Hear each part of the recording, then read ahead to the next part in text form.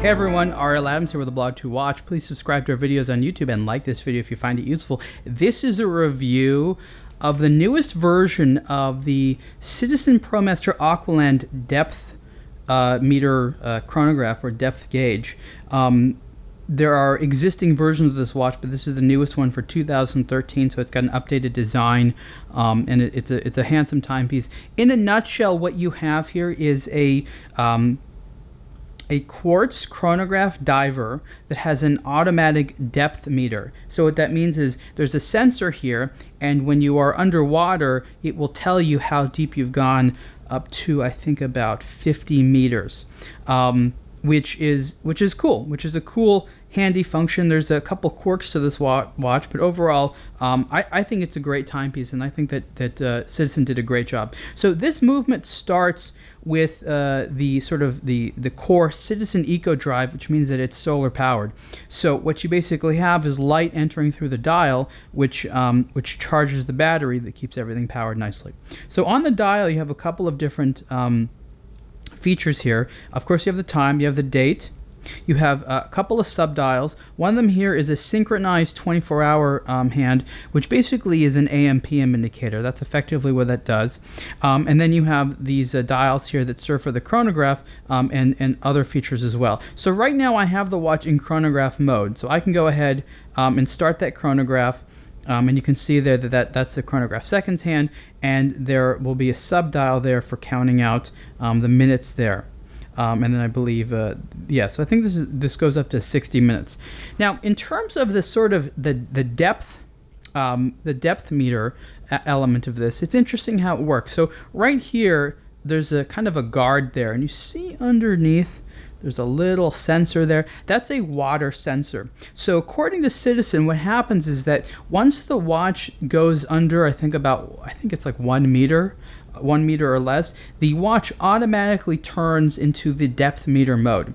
And what that means is that this orange middle hand here turns into the depth gauge, which basically uses the scale around the periphery there to tell you how deep you are. Now, to change from chronograph mode to depth meter mode, you have to hold down this push here. So you can't really have it in both. It's either in the mode where you're measuring how deep you're diving, or you're using the chronograph. So you hold this down here, and it moves. Now there's an interesting thing here. If you see this orange scale there on the dial, what that actually is a sort of battery life indicator, because what happens is Citizen doesn't want you to dive and not have enough battery life. So there's a couple of there's level 1, level 2, and NG. I think NG means like no go. So that means don't dive because there isn't enough power. Level 1 means you have about an hour or so's worth, and then level 2 means you're good to go for a while. Now, one thing that I have, which is a little bit of a problem, is that the depth meter mode is the default status of the watch. So it sort of reverts to depth meter mode. So if you have it on chronograph mode, I believe it just kind of reverts to this mode after a while. And which means that hand there is kind of always pointing at one of those indicators there about the level of battery life that you have in the movement. Now that's all nice and good, but what it means is that this hand is sort of permanently pointed a little bit to the left. And if you're someone like me, you like it when the dial is a little bit more symmetrical. So in chronograph mode, you can have that orange hand lining up straight, but because the default is this sort of diving ready mode, that's the situation that you have. At the same time, that's good, because if you do dive a lot and rely on the watch, you can just sort of pick up the watch at any time and not have to push any buttons to see, okay, is there enough power in there? Because they want to make sure that you are not going to be in a situation where you don't have enough. So let's go back to chronograph mode there. And given the nature of the movement, the hands are sort of connected, so it can't just sort of like jump back to chronograph mode. It's got to do this little turn thing there, because the way that the gears are connected with the movement, and that's the kind of quirk of Citizen and also some Seiko and Casio watches in terms of how the gearing is done with the stuff. But it's just sort of a minor thing, not that big of a deal. The bezel does turn. So you do have a rotating bezel with a loom pip at the top there for those so when you want to do dive times and things like that, which is good. I'm not sure of the exact diameter of the case. It is steel, but it is obviously a larger piece. But I think that what they've done is help reduced the size because previous versions of this watch have looked even heftier, and it's also very, very comfortable. So even though it is a big watch, you do have a high level of comfort. And I like that very well integrated strap. I believe this is a polyurethane or a silicone strap.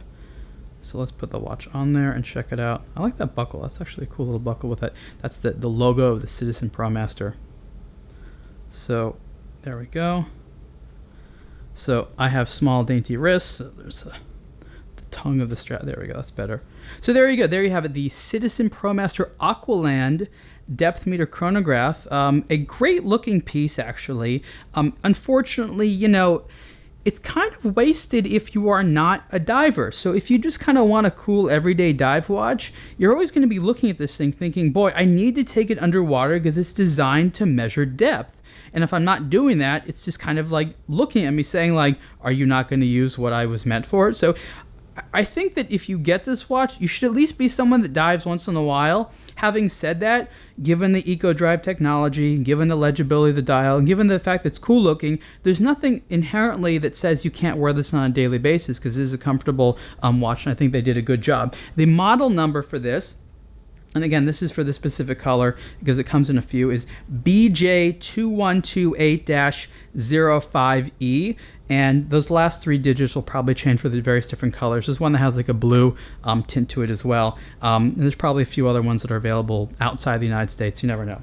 Anyway, so you can see the full review of this watch on aBlogtoWatch soon. And this price retails for $695. Thanks.